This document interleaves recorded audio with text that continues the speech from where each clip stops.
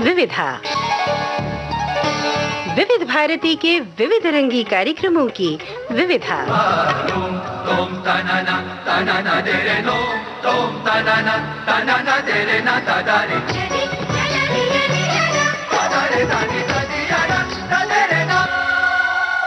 विविधा के सभी सुनने वालों को जयंत पात्रीकर और मनीषा जैन का नमस्कार। श्रोताओ, आज की विविधा में ऐसी बुलंद शख्सियतों की बातें, ऐसे कलाकारों की बातें कि जिनका नाम सुनकर ही एक फीलिंग आती है, एक जज्बा पैदा होता है जिसे कहते हैं सब्लाइम। जी मनीषा जी, ये सब्लिमिटी यानी ये वैराट्य जो इनके नाम के साथ जुड़ा है वो उनके काम की वजह से है। बिल्कुल, कई व्यक्तित्व ऐसे होते हैं कि उनकी उपस्थिति अपने आप में विराटता का अनुभव करवाती है, और वो उपस्थिति चाहे आपकी आंखों के सामने हो या सिल्वर स्क्रीन पर ही क्यों ना हो।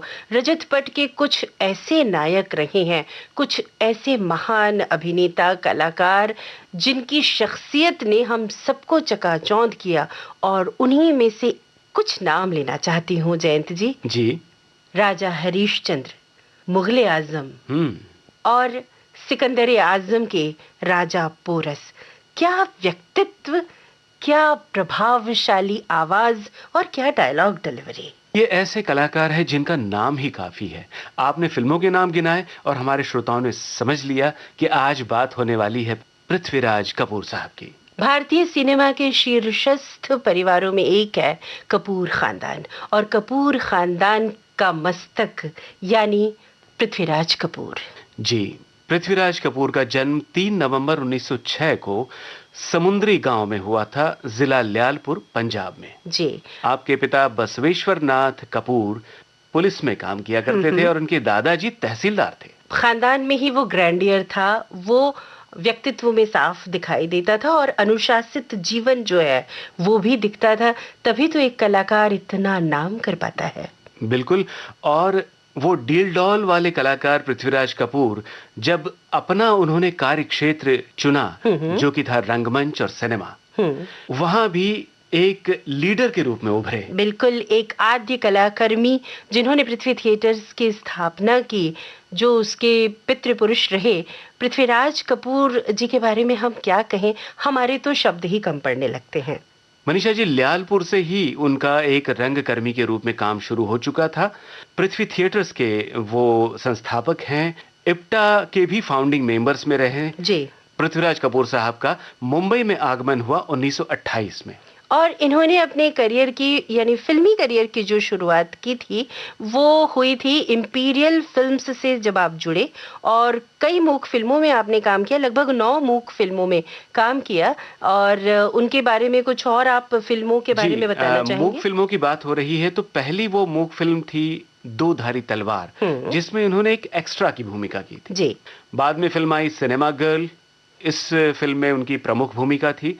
9 मूक फिल्मों में काम करने के बाद 1931 में पहली जो बोलती फिल्म थी आला मारा, जी, उसमें भी एक सपोर्टिंग एक्टर के रूप में दिखाई दिए थे पृथ्वीराज कपूर साहब। और एक प्रमुख भूमिका उन्होंने निभाई थी फिल्म विद्यापति में। और उसके बाद उनका वो दौर शुरू हुआ जहां हम कहेंगे कि उन्होंने लीड किया भारत के अभिनेताओं को। भारतीय सिनेमा के लीडर की तरह उन्होंने अपनी भूमिका निभाई। और श्रोताओं, आपको एक फिल्म जरूर याद होगी, 1941 में आई थी, फिल्मकार सोहराब मोदी ने बनाई थी फिल्म सिकंदर। इस फिल्म में सिकंदर का अभिनय, अलेक्जेंडर का अभिनय किया था पृथ्वीराज कपूर साहब ने। और कैसा संयोग है मनीषा जी कि एक और फिल्म 1965 में आई थी जिसका नाम था सिकंदर आजम, और इस फिल्म में उन्होंने पोरस की भूमिका की थी। और इस फिल्म के संवाद, इस फिल्म के अभिनय को कौन भूल सकता है? कौन भूल सकता है हरीशचंद्र तारामती फिल्म को, और कौन भूल सकता है मुगले आजम के जलालुद्दीन अकबर को? जी मनीषा जी, मुगले आजम के डायलॉग्स, उस संवाद याद आते ही आज भी रोंगटे खड़े हो जाते हैं। एक डायलॉग तो पृथ्वीराज कपूर साहब की आवाज में आज हम अपने श्रोताओं को सुनवा ही देते हैं। आइए सुनते हैं। शहंशाह आलम पनाह तशरीफ ला रहे हैं।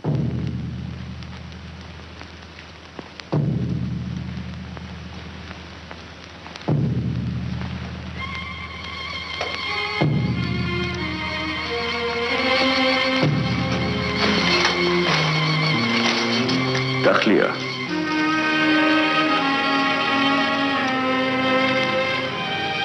क्या लैला ही एक बागी का कसूर बख्शने के लिए तशरीफ लाए? ये बदनसीब बाप जिसे दुनिया शहंशाह कहती है, अपने रूठे हुए बेटे को मनाने आया है, उससे मोहब्बत मांगने आया है। बेटे की मोहब्बत बर्बाद करके मोहब्बत चाहती हैं आप। शहंशाह बाप का भेस बदल कर आया। शहंशाह रोया नहीं करते शेखू। बाप की आंखों में आंसू है शेखू।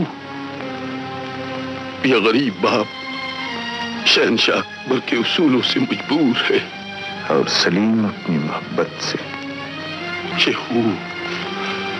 शेखू मोहब्बत दिलों को फर्क कर सकती है, फौजों को नहीं। तुम्हारे जज्बात शहंशाह की बेपनाह ताकत का मुकाबला नहीं कर सकते। इसका फैसला जंग करेगी। सलीम, शहंशाह के फैसले को जंग का इंतजार नहीं, जंग के नकारे की पहली चोब अनारकली की मौत का ऐलान कर देगी। इस डायलॉग को सुनने के बाद, पृथ्वीराज कपूर साहब की बुलंद आवाज को सुनने के बाद जी, ऐसा नहीं लगता जयंत जी कि एक सूर्य की तरह चमकते हैं सिनेमा आकाश में पृथ्वीराज कपूर जी? और ऐसे ही एक राजा की भूमिका उन्होंने निभाई थी राजा हरिश्चंद्र की। फिल्म का नाम था हरिश्चंद्र तारामती जी, और बड़ा ही सटीक गीत है जो उन पर फिल्माया गया था। फिल्म हरिश्चंद्र तारामती के इस गीत को सुनते हैं और याद करते हैं पृथ्वीराज कपूर को। जगत भर की रोशनी के लिए करोड़ों की जिंदगी के लिए सूरज रे जलते रहना, सूरज रे जलते रहना।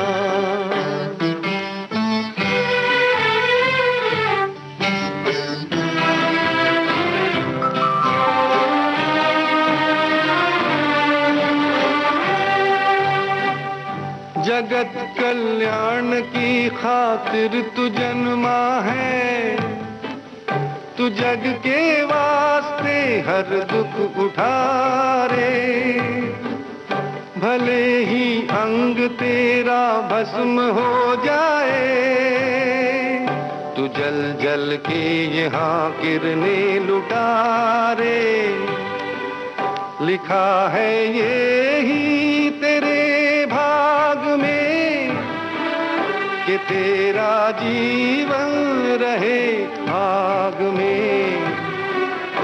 सूरज रे जलते रहना, सूरज रे जलते रहना। भारतीय सिनेमा के महान कलाकार पृथ्वीराज कपूर जी को हमने आज की इस विविधा में स्मरण किया। उन्हें हमारा नमन। 3 नवंबर पृथ्वीराज कपूर साहब का जन्मदिन। आज इस विविधा में हमने उन्हें स्मरण किया श्रोताओं।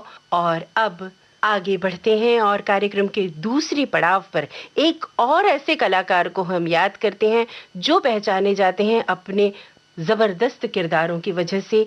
एक अलग सी पर्सनालिटी, बड़ी हैंडसम पर्सनालिटी, और बहुत सारी फिल्मों में उन्होंने अलग अलग अभिनय किया। हमने थोड़ी देर पहले एक फिल्म की बात की थी जी, सिकंदर आजम। जी, सिकंदर आजम में राजा पोरस की भूमिका में थे पृथ्वीराज कपूर और उनके 2 पुत्र उन भूमिकाओं में थे प्रेमनाथ और प्रेम चोपड़ा। आपको वो गीत याद होगा, जहां डाल डाल पर सोने की चिड़िया करती है बसेरा, वो भारत देश है मेरा। इस गीत में घोड़ों पर सवार राजा पोरस के जो 2 पुत्र थे, प्रेम चोपड़ा और प्रेमनाथ जी ने उन किरदारों को निभाया था, दोनों बेटों का। और उन्हीं प्रेमनाथ साहब की हम आज बात आपसे करने जा रहे हैं, जिनका स्मृति दिवस है 3 नवंबर। पेशावर के करीमपुर में प्रेमनाथ का जन्म हुआ था 21 नवंबर 1926 को। विभाजन के समय ये परिवार जबलपुर में आ बसा था। उसके बाद वे मुंबई आ गए। प्रेमनाथ का विवाह हुआ था जानी मानी अभिनेत्री बीना रॉय से, जो अनारकली के रूप में हम सबकी यादों में जिंदा है। और इसके अलावा ताजमहल में मुमताज़ बेगम का रोल भी आप सबको याद होगा। एक बहुत ही खूबसूरत अभिनेत्री। जी हाँ, आप प्रेमनाथ की धर्मपत्नी थीं और श्रोताओ, प्रेमनाथ जी का एक संबंध पृथ्वीराज कपूर साहब के खानदान से भी है। उनके बड़े बेटे यानी पृथ्वीराज कपूर साहब के जो बड़े बेटे राज कपूर, उनकी धर्मपत्नी कृष्णा राज कपूर जी, वे प्रेमनाथ की बहन थीं। और प्रेमनाथ की दूसरी बहन उमा, उनका विवाह प्रेम चोपड़ा से हुआ था। और एक बात और हम याद दिलाना चाहेंगे जयंत जी, कि जो अभिनेता राजेंद्र नाथ और नरेंद्र नाथ रहे हैं, जो अधिकतर कॉमिक रोल किया करते थे या सपोर्टिव रोल में हुआ करते थे। हाँ, ये भी प्रेमनाथ जी के दो भाई ही थे। तो यानी पूरा परिवार ही जो था वो अभिनय से जुड़ा हुआ था। एक तरह से सभी परिवार एक दूसरे से जुड़े हुए, कहीं ना कहीं कोई ना कोई रिश्ता है। और ये जो रिश्ते हैं, यही तो दुनिया में याद रखने की चीज होते हैं। और इन संबंधों में बहुत गहराई और बहुत प्रेम तभी पनपता है जब आपकी दिशा एक हो, मंजिल एक हो और आप एक दूसरे से कुछ न कुछ सीखते रहे हो। अभिनय कुछ ऐसा ही क्षेत्र है जहां हम हमेशा एक दूसरे से कुछ न कुछ सीखते रहते हैं। जी मनीषा जी, प्रेमनाथ साहब की अभिनय यात्रा जो शुरू हुई वो 1948 की फिल्म थी अजीत। और उसके बाद आग और बरसात में उनकी जो भूमिकाएं थी उसके लिए वो याद किए जाते हैं। इन फिल्मों में कुछ गीत उन पर फिल्माए गए थे, वो भी बड़े मशहूर हुए थे। आपने जब गीतों की बात की, प्रेमनाथ जी पर फिल्माए गए कुछ फिल्मी गीतों की बात की, तो मेरे सामने एक गीत जो स्क्रीन पर था वो कौंध रहा है। और वो गीत है जो पूरी तरह से ऐसा लगता है जैसे प्रेमनाथ साहब की शख्सियत को शब्द दे रहा है। और वो गीत है फिल्म 40 डेज का। आप समझ गए मैं किस गीत की बात कर रही हूँ। मुकेश साहब का गाया हुआ बड़ा ही खूबसूरत गाना है, मैं दीवाना मस्ताना। सुनते हैं इस गीत को पहले। मैं दीवाना मस्ताना, वो मुश्किल भेद मेरा पा जाना। मैं दीवाना मस्ताना, मैं दीवाना मस्ताना, मुश्किल भेद मेरा पा जाना। मैं दीवाना मस्ताना।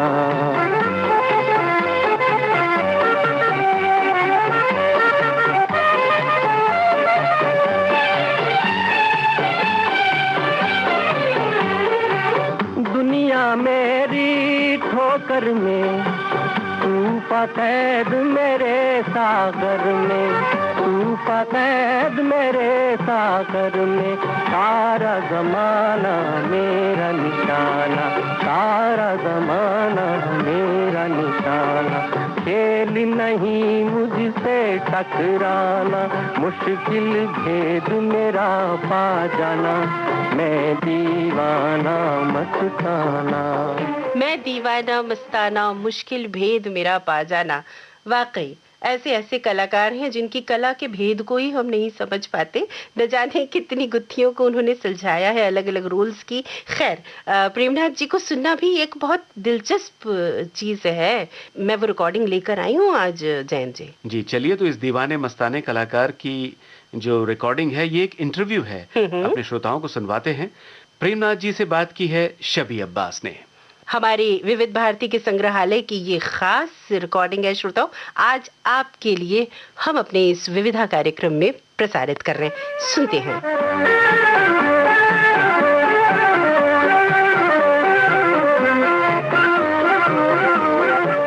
प्रेमनाथ जी, हुमैया अब्बास साहब, हमने सुना है कि आपके पिताजी पुलिस में बहुत बड़े अफसर थे। जी आईजी पुलिस थे। अच्छा, इस तरह से अगर कहा जाए तो आपको भी किसी बड़ी एडमिनिस्ट्रेटिव पोस्ट पे होना चाहिए था और आप फिल्म इंडस्ट्री में आ गए। और हमने ये भी देखा है, कुछ लोगों को सुना है बल्कि ये कहते हुए आपको मेजर या जनरल। तो ये आखिर क्या बात है? बात यह है कि उसके पीछे बड़ी भारी हिस्ट्री है कि आपने ठीक कहा कि पिताजी का प्रोग्राम था मुझे इंग्लैंड भेजने का, आईसीएस इंडियन सिविल सर्विस पास करके आऊँ जी, और डिप्टी कमिश्नर बनूं जी। तो मैंने कहा नहीं, मैं तो केएल सहगल साहब का भक्त हूँ, गाना गाना चाहता हूँ। अच्छा। और पृथ्वीराज जी मेरे जो कजिन ब्रदर थे, अपने फूफा के लड़के, तो उनकी तरह मैं एक्टर बनना चाहता हूँ जी। तो उन्होंने कहा ये तो नहीं होगा। तो मैंने कहा फिर क्या? तो उन्होंने कहा तो आप जरा फौज में जाइए, 1945 का जमाना था। अच्छा अच्छा। तो उन्होंने मुझे फौज में भेज दिया, Indian state forces military training school Indore जी। तो शमी कपूर के फादर इन लॉ है ना, कर्नल अजीत सिंह, ये मेरे कर्नल थे।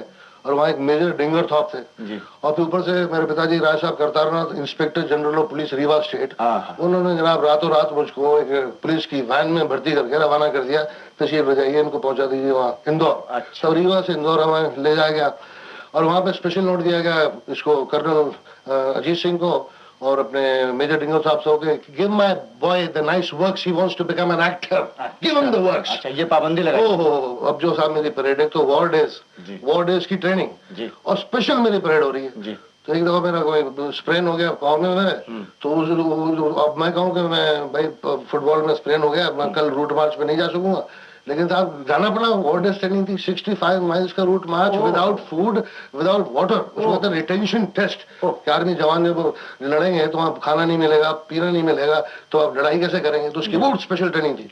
चलो वो भी ट्रेनिंग हुई, वो भी पूरी की। फिर एक वाकया याद आया मुझे कि रात के कुछ 2:30 बजे 4 बजे वो एक बिगुल बजाते थे, उसका नाम था इमरजेंसी बिगुल। अच्छा। तो उसमें कैडेट्स का काम था कि जिस हालत में हो फौरन आ जाए, आप फौरन पेश हो जाइए। अच्छा। फौरन उसी वक्त as you are, attention on the battleground. अच्छा। तो वो कहीं 2:30 बजे ना बिगुल बजी, तो उस रात को मेरी अंडरवेयर पहन के सो रहा था, नाइट सूट नहीं पहना हुआ था। तो जैसे बिगुल बजी तो मैंने बंदूक उठाई और अंडरवेयर में जनाब जाके बैटलफील्ड पे जा खड़ा हो गया, अटेंशन। अब सामने कर्नल अजीत सिंह खड़े हुए हैं, मेजर डिंगर साहब खड़े हुए हैं और मैं बिगुल बजी नहीं और मैं खड़ा हूँ अकेले। अब धीरे धीरे 2 मिनट 5 मिनट 10 मिनट तक जनाब लोग कैडेट्स अपने फॉरन हो रहे हैं और आके 10 मिनट में सबके सब फॉरन हो गए। तो अब मेजर डिंगर साहब ने कहा, मेरा नंबर 69 था जमाने। अच्छा। तो कहते हैं officer cadet number 69 10 paces forward. अच्छा। तो हम 10 पेसेस फॉरवर्ड आके अटेंशन हो गए। मैंने कहा राइट अबाउट टर्न, हम राइट अबाउट टर्न हो गए, मतलब facing the all the cadets. अब वो मेजर डिंगर साहब कहता है उन सबको कि boys, here is the future commander in chief of India तुम्हारे सामने, और come as you are, this is an example to you, now dismiss all of you, go. तो वो कैडेट्स जो हैं मेरे साथ मिलिट्री में रह चुके हैं ना, तो वो मेरी रेपुटेशन उस जमाने की फैली हुई ना। अच्छा। तो उसमें से कई अभी जो जनरल लोग हैं मेरे दोस्त हैं, कई अभी रिटायर हुए हैं, कुछ रिटायर होने वाले हैं, कुछ रिटायर हो गए। इस तरह से वो आपको जनरल पुरानी। अच्छा, तो उसके बाद फिर आप फिल्मों में कैसे आए?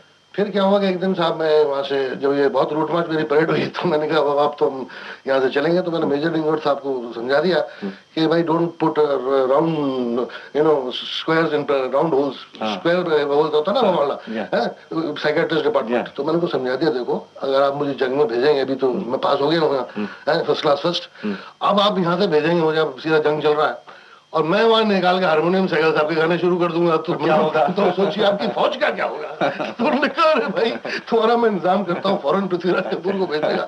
तो उन्होंने डिस्पैच करके मुझे वहाँ पापा जी के पास भेज दिया, यहाँ पे अपने थिएटर में, पृथ्वी थिएटर में।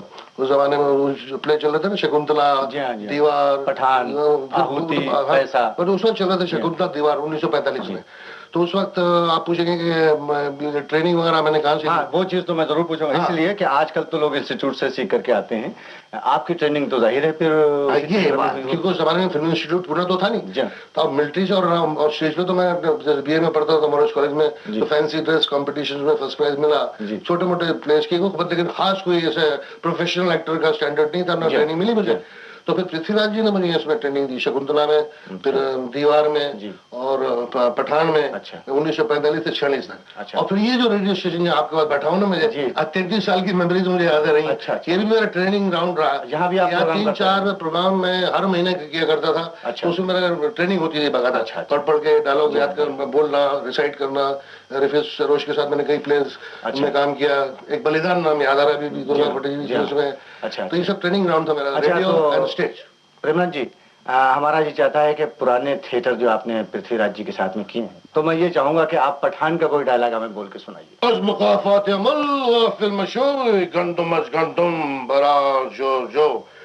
फिर आजकल तो दस्तबदस्ती का जमाना है, तूने अपने से कमजोर को मारा, तुझसे ज्यादा जबरदस्त तुझे 2-4 टोक दी, सब बराबर को हो गया।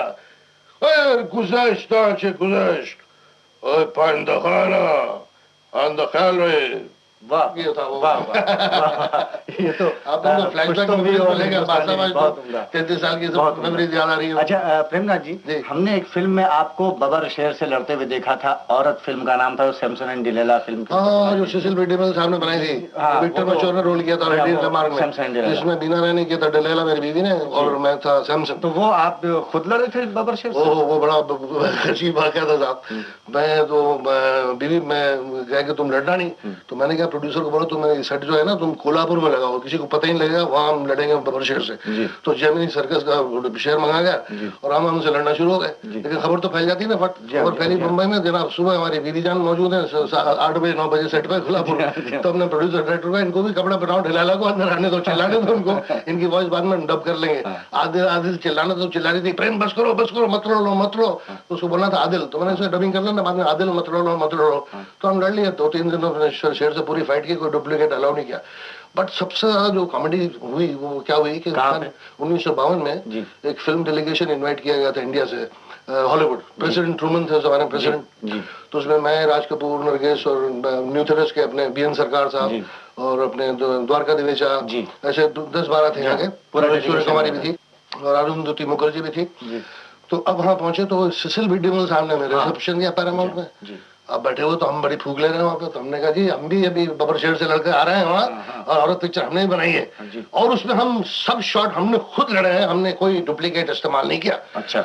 अब जनाब सब सन्नाटा, सब प्रेस वाले देख रहे हैं, डेलीगेट्स देख रहे हैं, और सुशील बी डिमेल मेरी आंखों को देख रहा है और खामोश, और आधे मिनट के बोलता है मुझे, यू आर अ फूल। मेरी तो हवाई निकल बिल्कुल। और फिर कहता है you are producer director a bloody fool. ये मामला क्या? तो वो कह रहे हैं कि हमने विक्टर मैच्योर को वो बबर शेर के पास 10 गज तक पास नहीं आने दिया था। तो आपके प्रोड्यूसर डायरेक्टर ने कैसे अलाउ किया बबर शेर से आपको लड़ने का? अगर आपको जोखम या कुछ आपको हो जाता तो फिल्म में जब लाखों रुपए लगते हैं तो प्रोड्यूसर क्या होता, और तुमने विक्टर मैच्योर को डाल दिया तो करोड़ों का मामला क्या होता? तो आप ऐसी बेवकूफी कैसे करते हैं? तो उसके बाद तो मैंने कान को हाथ लगाया, तो फिर एक शेर अफगान पिक्चर में काम किया, तो प्रोड्यूसर को पहले कहा भाई अब शेर अफगान तो मैं तो डुप्लीकेट से लड़ूंगा, किसी और को लड़ना लड़ ले। फिर उसके बाद अच्छा प्रेम जी, ऐसा हुआ कि कुछ फिल्मों में, काफी फिल्मों में बल्कि, आपको बड़ा खूबरू और खूबसूरत दुबला पतला सा जवानी थी भैया, मैं 33 साल हो गए फिल्मों में काम करते हैं।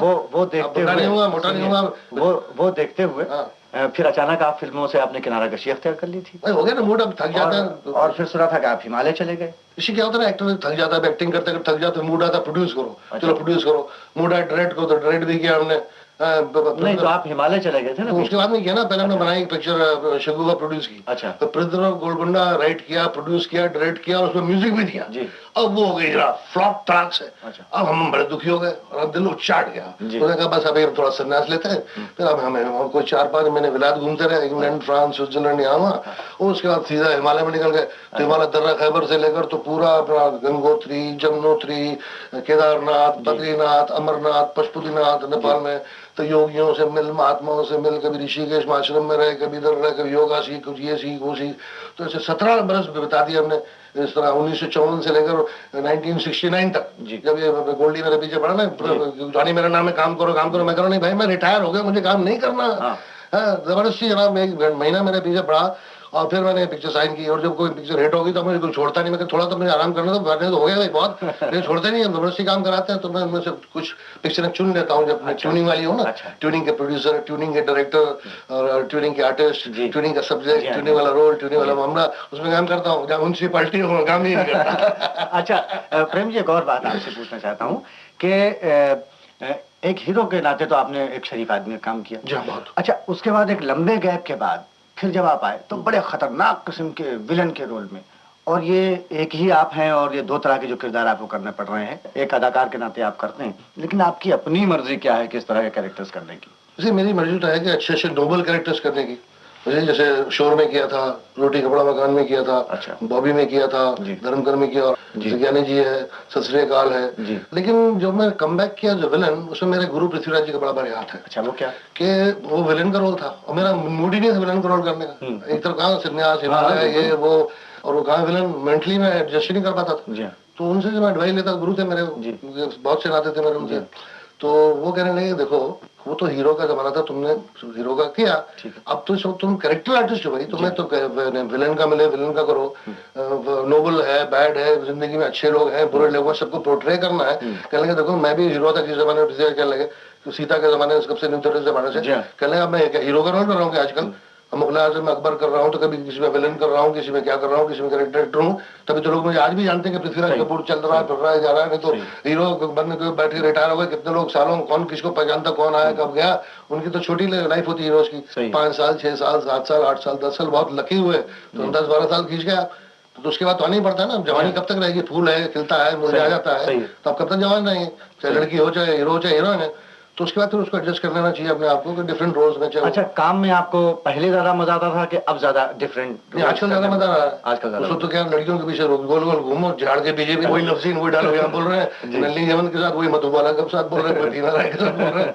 तो इसमें क्या वेराइटीज है। अच्छा, विलन है तो उसमें कोई कैरेक्टर एक्टिंग है, तो इसमें क्या है कि you have to get into the skin of the character. एक तो होता है ना जैसे कि एक होता है एक्टर जी, एक होता है स्टार जी, तो स्टार तो म्यूनसिपैलिटी मामला आज स्टार है, फिर नीचे उतर गया, ये गया ऊपर ये नीचे है, फिर वो चलता है सक्सेस के साथ।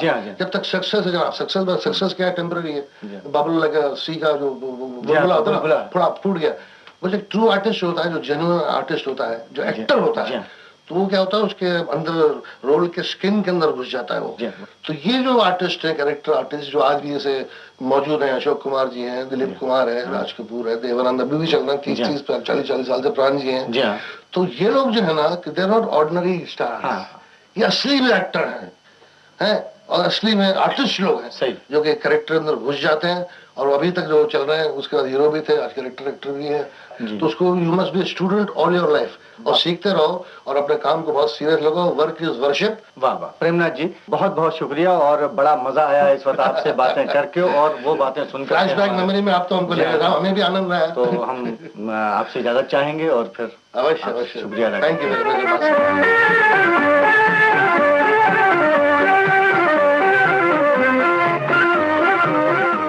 इस इंटरव्यू को सुनने के बाद शबीर अब्बास साहब से प्रेमनाथ जी की बातचीत करने का लहजा सुनकर न जाने कितनी यादें ताजा हो गईं। जी मनीषा जी, प्रेमनाथ जी पर फिल्माया एक और गीत सुनने का मन कर रहा है, और क्यों ना एक ड्यूएट सुना जाए। अरे वाह, आपने तो जैसे मेरे दिल की बात कह दी जयंत जी। फिल्म बादल में एक बहुत रोमांटिक ड्यूएट है, ऐ दिल ने मुझसे बड़ा। अरे बड़ा ही खूबसूरत गाना। तो आइए इस बहुत ही मीठे से गीत को सुनते हैं। ऐ दिल मुझसे छुपा, सच बता क्या हुआ, ऐ दिल मुझसे छुपा, सच बता क्या हुआ, जाने भी दो दिलरुबा, जो हुआ तो हुआ।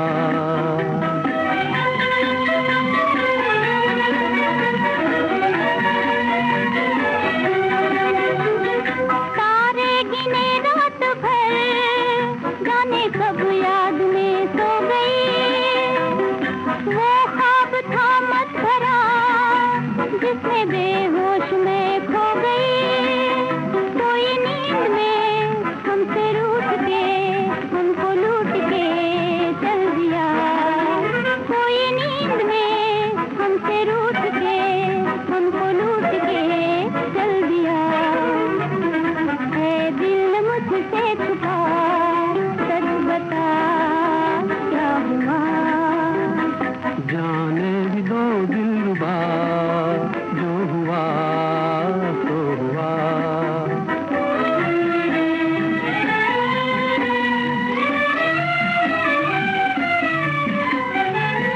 खिड़की न छोड़ो खुली, प्यार के चोर है ताक में, कितनों की चोरी हुई मधुभरी चांदनी रात में, ऐसे मर्द की दिल के दर्द की, दिल का दर्द ही है दवा, ऐसे मर्द की दिल के दर्द की, दिल का दर्द ही है दवा, जाने भी दो दिलरुबा, जो हुआ तो हुआ। ऐ दिल मुझसे छुपा, सच बता क्या हुआ। बादल फिल्म का ये युगल गीत हमने श्रोताओं को सुनवाया और याद किया जाने माने अभिनेता प्रेमनाथ को। आपका स्मृति दिवस 3 नवंबर को। और श्रोताओ, ये नवंबर के महीने की जो शुरुआती तारीखें हैं, ये बहुत महत्वपूर्ण तारीखें हैं। इन तारीखों के साथ कभी कभी लगता है जैसे फिल्म इंडस्ट्री की जो तवारीख है या जो इतिहास है, वो भी इन तारीखों में जन्मे कलाकारों ने लिखी है। एक ऐसा ही चमकीला नक्षत्र सिनेमाकाश का, और वो है फिल्मकार सोहराब मोदी। पारसी थिएटर के शुरुआती दिनों में बहुत ही उसके उत्थान में और उसके संवर्धन में बहुत मुख्य भूमिका निभाने वाले कलाकार सोहराब मोदी। जब फिल्में आई तो वो भी उसी अंदाज में आई, सोहराब मोदी साहब की। बिल्कुल। और सोहराब मोदी साहब की डायलॉग डिलीवरी का क्या कहना, उसे सुनकर तो आज भी जैसे रोमांच पैदा हो जाता है। एक स्टाइल, एक पर्सनालिटी, क्या खूब शख्सियत। इस शख्सियत के बारे में श्रोताओं हम अधिक कुछ आपसे कहेंगे नहीं, क्योंकि हम जो अब आपको प्रोग्राम सुनवाने वाले हैं वो पूरी तरह से सोहराब मोदी साहब की फिल्म यात्रा और उनकी शख्सियत को ही समर्पित है। आप समझ गए मैं किस कार्यक्रम की बात कर रही हूँ? जी हाँ मनीषा जी, हमारे श्रोता सुनने वाले हैं भारतीय सिनेमा के नक्षत्र, इस कार्यक्रम का वो अंक जो केंद्रित है फिल्मकार सोहराब मोदी पर। आइए सुनते हैं इस कार्यक्रम को और याद करते हैं महान फिल्मकार सोहराब मोदी को। भारतीय सिनेमा के नक्षत्र आज प्रस्तुत है सुप्रसिद्ध निर्माता, निर्देशक और अभिनेता सोहराब मोदी पर केंद्रित कार्यक्रम।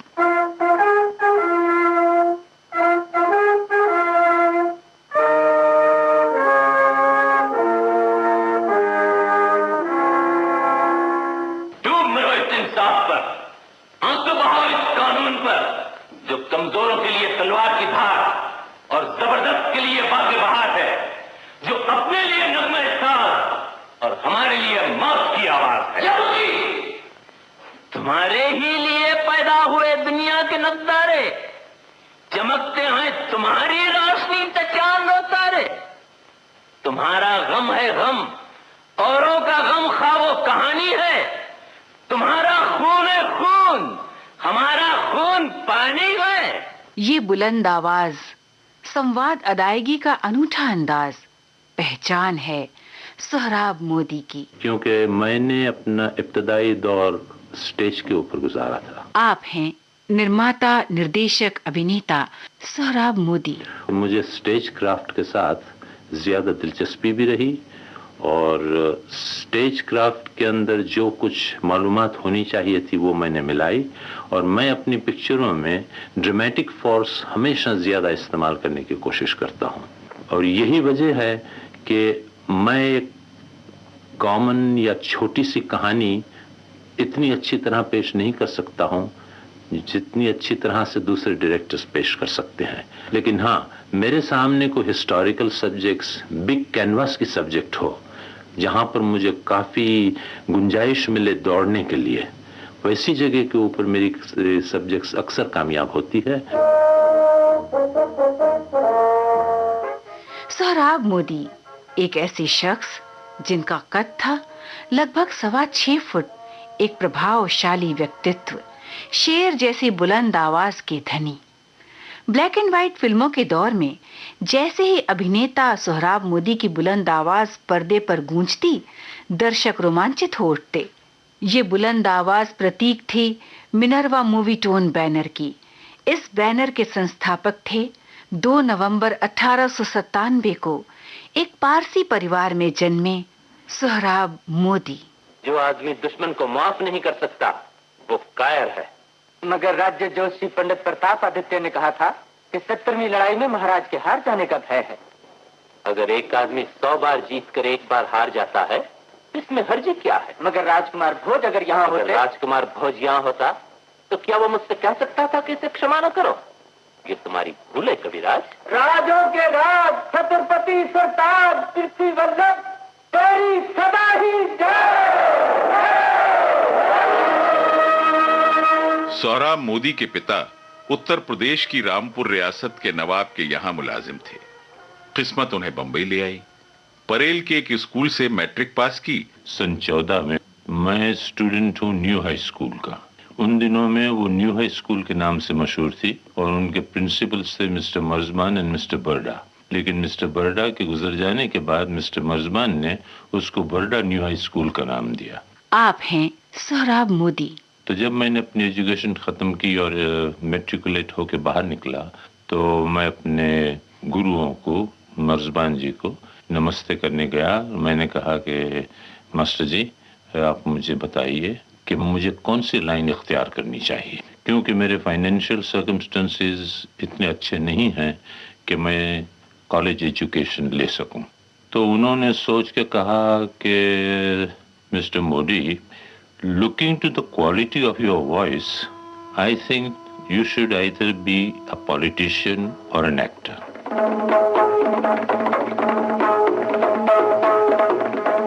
भगवान, आज मेरी जीत ने मेरा सिर संसार में फिर ऊपर उठाया है, इसलिए आज मैं तेरे सामने फिर अपना सिर झुकाता हूँ और तुझसे वर मांगता हूँ कि मेरा सिर संसार में कभी न झुके और मैं शर्म से मुरझाया हुआ मुंह लेकर तेरे सामने कभी ना आऊं। मैं सेसिल बी डेमिल की अंग्रेजी फिल्में बहुत देखा करता था तब, और उनसे मुतासिर होकर मैं अपने देश की तवारीख पर गौर करने लगा। उस वक्त मुझे ख्याल आया कि हमारे देश को ऐसी फिल्मों की बहुत जरूरत है। आप हैं सोहराब मोदी। अपने देश की जनता को जगाने के लिए, देश के बच्चों को देश की महानता का ज्ञान कराने के लिए यही एक जरूरी और कारगर मीडियम था, ताकि वे अपनी तवारीख से अनजान न बने रहें। बिल्कुल सही फरमाया आपने मोदी साहब। दूसरी बात यह कि तवारीखी फिल्म का कैनवास जितना बड़ा है, सोशल फिल्मों का नहीं। मैं हमेशा बड़े कैनवास पर तस्वीरें खींचने का कायल रहा हूं। ये वजह भी मुझे इस ओर ज्यादा खींचती रही। तीसरी वजह यह कि हर कलाकार अपनी कला के पनपने के लिए अधिक से अधिक स्कोप चाहता है, जो मेरे ख्याल से ऐसी फिल्मों में ही मिल सकता था मुझे। ठाकुर, तुम मुझे कायर मत समझो। मैं भी एक सिपाही हूं, राजपूत हूं। मैं कानून का साथ हटदर्मी नहीं करूंगा। न्याय को पुकारने से पहले ही अगर तुम इस दुनिया से उठ गए तो मैं न्याय को पुकार कर उसे तुम्हारी दुहाई सुना दूंगा। फिर जो भी कानून मंगल के साथ चुकाए। मंगल में तुम्हारा खून है ठाकुर। मंगल की जिंदगी पर तुम्हारी पुश्तों के नाम खुदे हुए हैं। ये बात तुम भूल जाओगे? नहीं, पर जानते तो हो कि बहादुर अपनी बात से कभी नहीं फिरते, और मुझे अपनी बहादुरी पर विश्वास है। अभिनय की दुनिया में सोहराब मोदी की शुरुआत हुई बड़े भाई रुस्तम मोदी की संस्था स्टेज फिल्म कंपनी से। हैमलेट, इत्तेफाक और सेल ऑफ अ डॉटर की प्रस्तुतियों से उन्हें भरपूर सराहना मिली। सच पूछिए तो मुझे तो ज्यादा संतोष स्टेज पे मिला। आप हैं निर्माता, निर्देशक, अभिनेता सोहराब मोदी। लाइव ऑडियंस के सामने जब एक एक्टर काम करता है और उसके डायलॉग पे या उसके एक्शन पे या उसके एक्सप्रेशन पे सामने से उसको दाद मिलती है, जिंदा दाद जिसे कहते हैं, वो मिलती है। वो स्क्रीन पे आप लाखों तालियां आपको मिले, फिर भी उसका वो मुकाबला नहीं कर सकता जो मुकाबला 2000 आदमी या 500 आदमी देख करके आपको उसी वक्त अपलॉड करते हैं। 1931 में बोलती फिल्मों की शुरुआत हुई तो फिल्मों के प्रति सोहराब मोदी का आकर्षण भी गहरा हो गया। उन्होंने स्टेज फिल्म कंपनी के परचम तले अपने हिट नाटक हैमलेट का फिल्मीकरण किया। प्रसिद्ध अभिनेत्री सायरा बानो की मां नसीम बानो की ये पहली फिल्म थी जो 1935 में प्रदर्शित हुई थी। ये फिल्म ज्यादा नहीं चली। अगले साल यानी 1936 में उन्होंने अपने बैनर का नाम बदलकर रख दिया मिनर्वा मूवीटोन।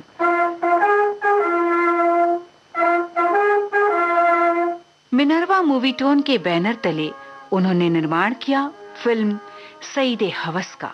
रोम के प्राचीन आख्यानों में कला और व्यवसाय की देवी को मिनर्वा के नाम से जाना जाता है, लेकिन बैनर का नाम बदलने के बावजूद उनके बैनर की ये पहली फिल्म कोई चमत्कार नहीं दिखा पाई। सोहराब मोदी ने महसूस किया कि दर्शक न्यू थिएटर्स कलकत्ता की फिल्म देवदास और वी शांताराम की फिल्म दुनिया ना माने को पसंद कर रहे हैं। उन्होंने महसूस किया कि लोगों की पसंद अब बदल रही है। उस दौर में भी मदिरापान एक ज्वलंत समस्या थी। महिलाएं नशे के खिलाफ आंदोलन भी कर रही थीं। सोहराब मोदी ने आम आदमी की दुखती रग और दर्द को पहचान लिया। नशे की ये लत आम आदमी के दाम्पत्य जीवन पर भी असर डाल रही थी। इन्हीं सामाजिक बुराइयों को केंद्र में रखकर सोहराब मोदी ने एक साथ 2 फिल्में बनाई और निर्देशित भी की। ये फिल्में थीं मीठा जहर और तलाक। दोनों ही फिल्मों की नायिका थीं नसीम बानो। फिल्म मीठा जहर के नायक खुद सोहराब मोदी थे, जबकि फिल्म तलाक के नायक थे गजानन जागीरदार। मीठा जहर और तलाक, इन दोनों फिल्मों को दर्शकों की खूब सराहना मिली। बस यहीं से यानी सन 1938 से सोहराब मोदी के फिल्मी सफर ने रफ्तार पकड़ ली।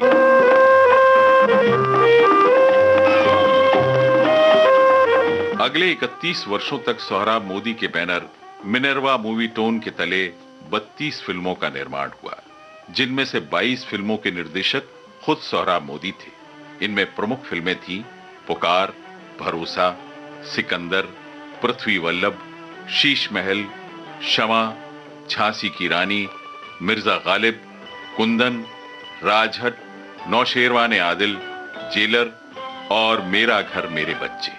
चंदा के देश में रहती एक रानी, चंदा के देश में रहती एक रानी, आंखें हैं उसकी चंचल सितारे, बिजली से उजली उसकी जवानी। चंदा के देश में रहती एक रानी, चंदा के देश में रहती एक रानी। 1969 में आई सोहराब मोदी द्वारा निर्मित, निर्देशित और अभिनीत आखिरी फिल्म समय बड़ा बलवान। सोहराब मोदी का बचपन रामपुर रियासत के नवाब के आलीशान महल में बीता था। वहां की स्मृतियां उनके दिल पर दस्तक दे देकर मानो उन्हें ये कहती कि हमारी भव्यता और सुंदरता को करोड़ों देशवासियों तक पहुंचाओ, तब हम मानेंगे कि तुम एक महान फिल्मकार हो। अपने बचपन की स्मृतियों की पुकार को सुनते हुए सोहराब मोदी ने निर्माण किया फिल्म पुकार का। इस फिल्म को महान कृति बनाने में उन्होंने एड़ी चोटी का जोर लगा दिया। गीत, संवाद और कहानी लिखने के लिए सोहराब मोदी ने चुना अमीर हैदर कमाल अमरोही को। अंदाता, मंगल की जिंदगी का सवाल मेरी जिंदगी का सवाल है। उसकी जिंदगी का सवाल है जिसने शाह के इशारों पर अपने खून की छींटें उड़ाई हैं, जिसने शाही हुक्म बजा लाने के लिए तलवारों की धारों पर अपने सीने को टेक टेक दिया है, जिसने शाही बात की पच के लिए तीरों की नोकें टेढ़ी कर दी हैं, जिसके बाप दादों की हड्डियां सल्तनत की 4 दीवारी में गड़ी हुई हैं, जिसके बाप दादों ने सल्तनत को अपने खून की घुट्टी पिलाई है, जिसके बाप दादों ने अपना लहू बहाकर हुकूमत की खेती सींची है। ये उसकी जिंदगी का सवाल है जिसके बाप दादों की लाशों पर हुकूमत की नींव रखी गई है, जो बड़ी बड़ी मुश्किलें सहकर अपने फर्ज को जिंदा रखता रहा है, जिसने बड़ी जान जोखों से शहंशाह का नमक हलाल किया है। संग्राम सिंह, आलमपना, जामे से बाहर मत हो। हम तुम्हारे कहे को तस्लीम करते हैं, लेकिन तुम्हें यह भी मालूम होना चाहिए कि इंसाफ की हद तक से खिदमत की इज्जत नहीं हो सकती। हम इंसाफ कर चुके, ये हमारे आखिरी अल्फाज हैं। ये आपके आखिरी अल्फाज हैं। आखिरी अल्फाज। मेरी आस का आखिरी तार जो हिलकर रह गया था वो भी टूट गया। मंगल सिंह, तुमने जो बोए थे बाप तुम्हें गेहूं कैसे काट के दे दे। फिल्म पुकार का एक गीत जबरदस्त हिट हुआ था। जिंदगी का साज भी क्या साज है, बज रहा है और बेआवाज है। इसे अपने दिलकश आवाज से नवाजा था बला की खूबसूरत अभिनेत्री नसीम बानो ने, और ये गीत फिल्माया भी उन्हीं पर गया था।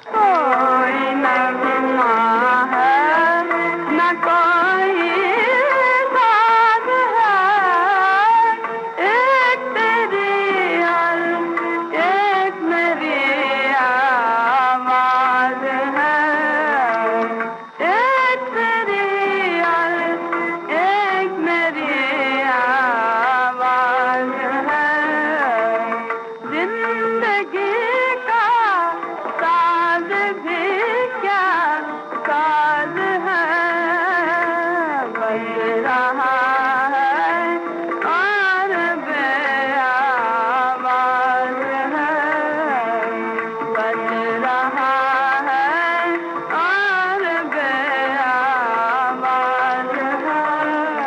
इस फिल्म की सफलता ने नए कीर्तिमान स्थापित किए।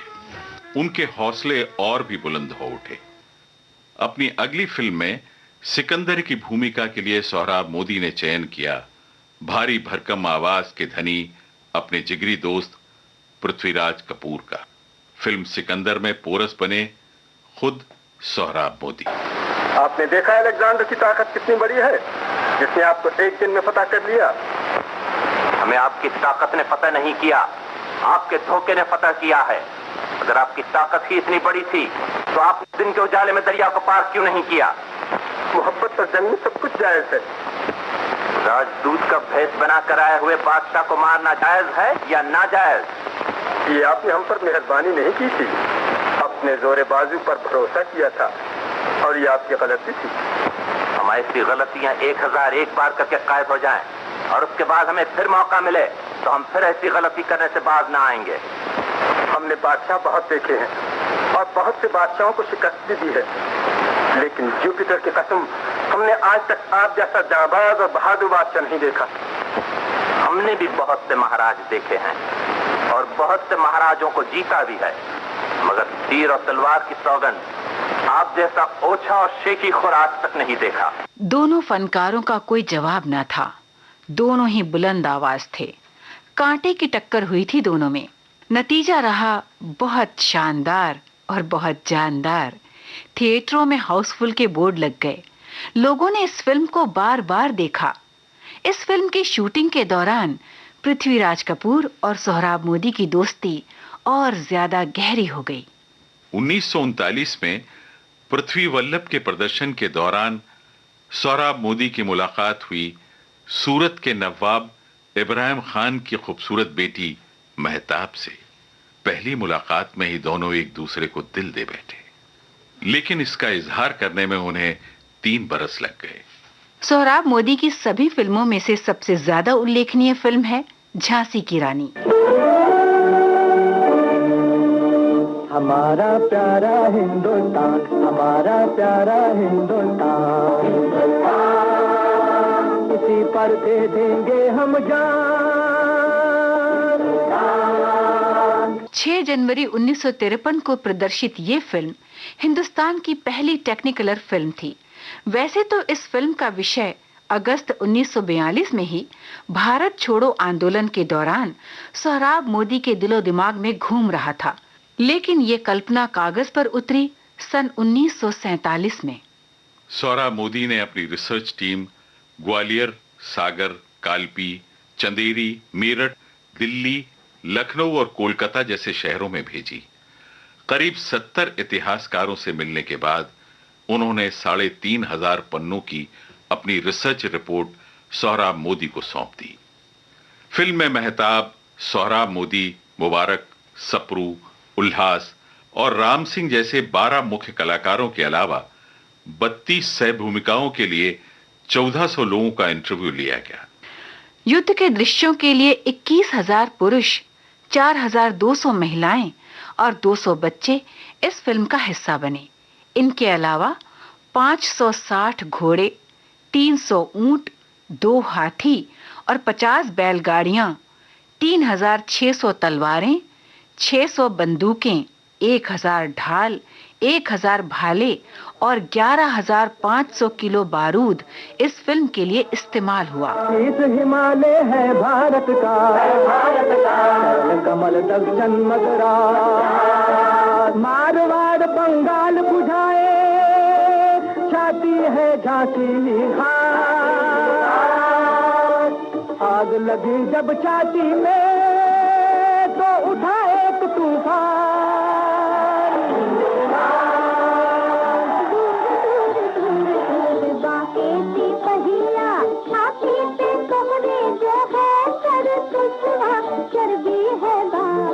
दैया रे दैया,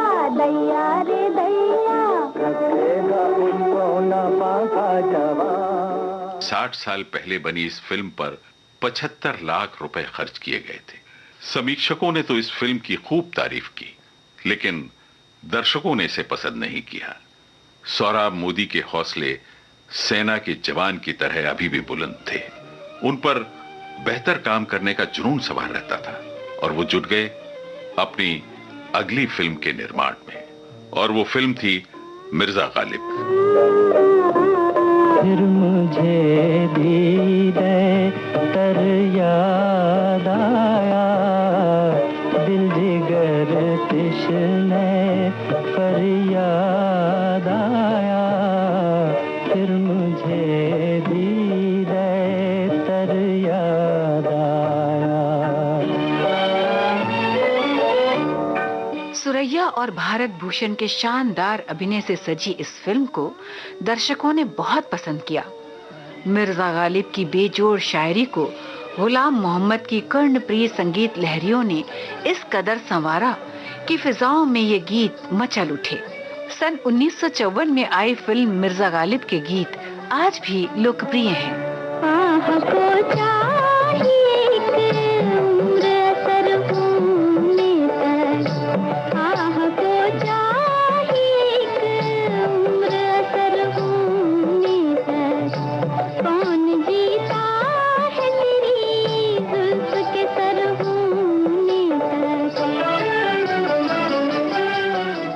अच्छी फिल्मों की हौसला अफजाई के मकसद से साल 1954 से सरकार ने नेशनल अवार्ड देने की परंपरा शुरू की। 1954 में यह अवार्ड दिया गया मराठी फिल्म श्यामची आई को, और इसके अगले वर्ष फिल्म मिर्जा गालिब को नेशनल अवार्ड से नवाजा गया, और इस तरह सोहराब मोदी किसी हिंदी फिल्म के लिए नेशनल अवार्ड से सम्मानित किए जाने वाले पहले निर्माता निर्देशक बने।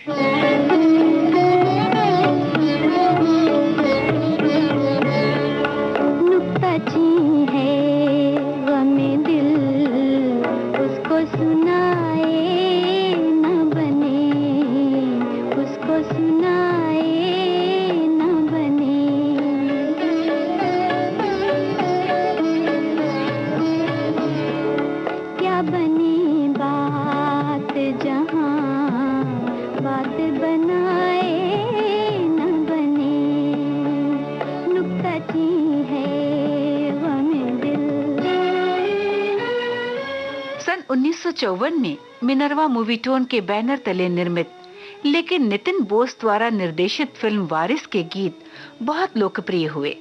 इस फिल्म की एक खासियत ये थी कि फिल्म के नायक और नायिका गायक और गायिका भी थे, और ये जोड़ी थी तलत महमूद और सुरैया की। रानी मतवाले एक बार मन का सितार, जाने कब चोरी चोरी आई है बहार के मन का सितार।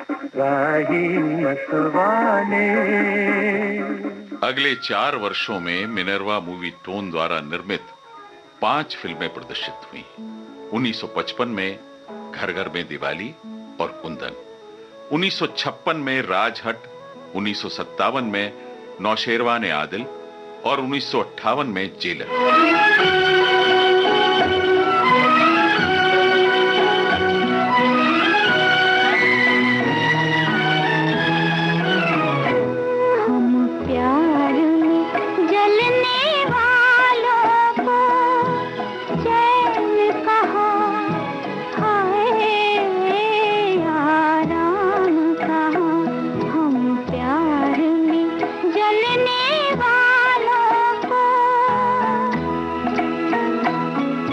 सोहराब मोदी ने अपनी फिल्मों में गीत संगीत को हमेशा तवज्जो दी।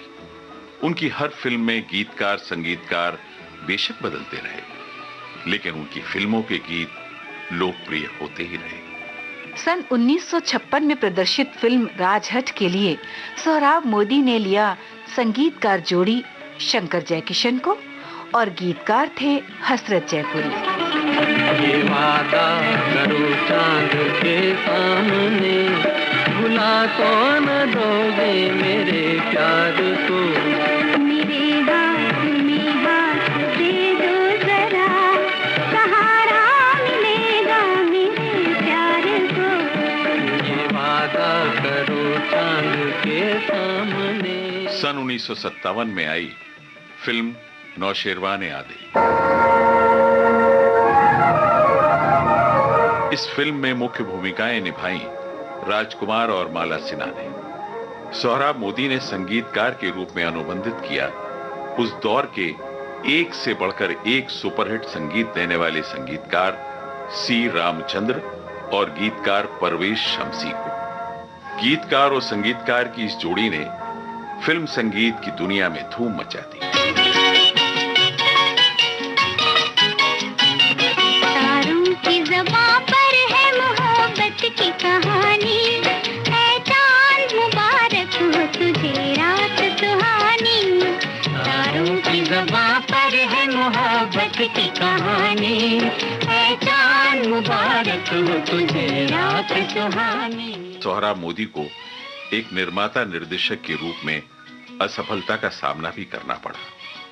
1959 में प्रदर्शित दो गुंडे और 1960 में प्रदर्शित फिल्म मेरा घर मेरे बच्चे ज्यादा सफल नहीं रही। आर्थिक रूप से बुरी तरह टूट चुके थे सोहराब मोदी। बहारों से पूछो मेरे प्यार को, तुम्हारे तराने हम गा रहे हैं।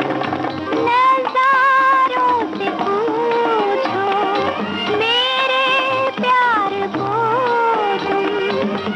तुम्हारे लिए हम जी जा रहे हैं।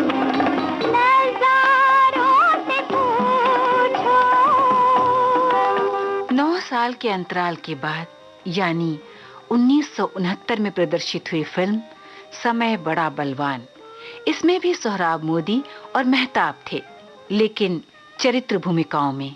1938 में सोहराब मोदी ने जिस कमाल अमरोही को अपनी फिल्म जेलर से ब्रेक दिया था, उसी कमाल अमरोही ने सोहराब मोदी को उनके बुरे दिनों में अवसर दिया निर्देशन का।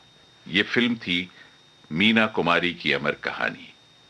भारतीय सिनेमा में सोहराब मोदी के योगदान को देखते हुए 82 वर्ष की उम्र में उन्हें दादा साहब फाल्के अवार्ड से सम्मानित किया गया। वर्ष था 1979। कमाल अमरोही की दोस्ती ने एक कमाल और दिखाया। अपनी फिल्म रजिया सुल्तान में सोहराब मोदी को एक प्रमुख किरदार करने के लिए अनुबंधित किया।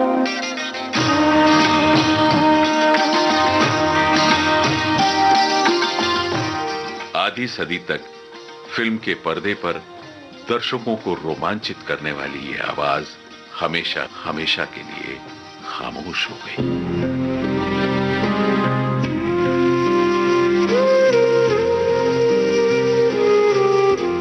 भारतीय सिनेमा के नक्षत्र इस श्रृंखला में आप सुन रहे थे सुप्रसिद्ध निर्माता, निर्देशक और अभिनेता सोहराब मोदी पर केंद्रित कार्यक्रम। शोध और आलेख शील कुमार शर्मा, निवेदक राजीव वर्मा और दिशे दुग्गल, ध्वनि संपादन Kamal Sharma, technical support Dilip Kulkarni, executive producer Manisha Jain, producer Kamal Sharma. भारतीय सिनेमा के नक्षत्र, इस कार्यक्रम का वो विशेष अंक हमने आपको सुनवाया श्रोताओं, जो केंद्रित था सोहराब मोदी साहब पर, जिनका जन्म दिवस होता है 2 नवंबर को। हमने उन्हें याद किया। और अब हमारी विविधा का ये अंक समाप्त होने की कगार पर आ चुका है श्रोताओं। उम्मीद है कि आज के इस कार्यक्रम में शामिल इन तमाम बुलंद शख्सियतों पर हमारा ये कार्यक्रम आपको जरूर अच्छा लगा होगा।